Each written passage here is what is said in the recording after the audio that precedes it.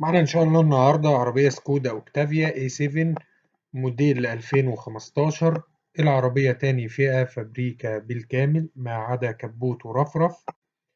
عددها 190 ألف كيلو، موتور 1600 سي سي، رخصة سنتين، بحالة جيدة مش محتاجة مصروف.